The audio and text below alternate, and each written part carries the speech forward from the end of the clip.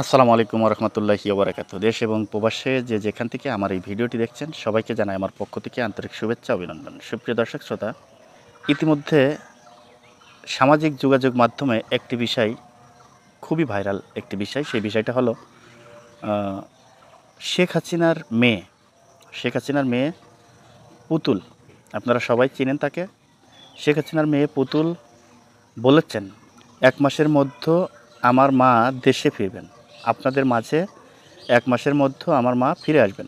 এই কথা নিয়ে কিন্তু সোশ্যাল মিডিয়া, ইউটিউব, ফেসবুকে একটা তোলপাড় চলছে। এখন এই বিষয়টা বিশ্লেষণ করে দেখা গেছে যে আসলে শেখ হাসিনা ১ মাসের মধ্যে দেশে ফিরবেন কিনা, আর ফিরলেও সে কবে ফিরবে এবং কিভাবে ফিরবে এবং আসলে ফিরবে কিনা, এই বিষয়টা সত্যতা নিশ্চিত করার জন্য আমেরিকার একটা সংস্থা কিন্তু এই বিষয়টা অবজারভেশন করছে। সেই অবজারভেশনে দেখেছে যে শেখ হাসিনার দেশে ফেরা নিয়ে যে শেখ হাসিনার মেয়ে পুতুল যেই কথাটি বলেছেন সেই কথাটি আসলে মানে কবের ভিডিও এবং এই ভিডিওটি আসলে সত্য কিনা। ভিডিও অবশ্যই সত্য, ভিডিও সত্য না হলে ভিডিও হয় না, কিন্তু আসলে এই ভিডিওটা কবে বানিয়েছে, কবে এই বক্তব্যটা দিয়েছে, এই বিষয়টা কিন্তু রিসার্চ করা হয়েছে।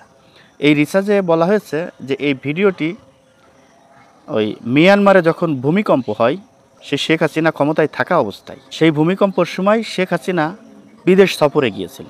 বিদেশ সফরে যাওয়ার পর সেই সময় মানে শেখ হাসিনার দেশে ফেরার ব্যাপারে সাংবাদিকরা এই পুতুলের কাছে প্রশ্ন করেছিল সে কবে দেশে ফিরবে। তিনি বলেছিল যে ১ মাসের মধ্যেই শেখ হাসিনা দেশে ফিরবেন। তা এজন্যই এই ভিডিওটাকে এখনকার ভিডিও হিসেবে কিন্তু চালিয়ে দেওয়া হয়েছে। এটা নিয়ে বিভ্রান্তি হওয়ার কোনো সুযোগ নেই।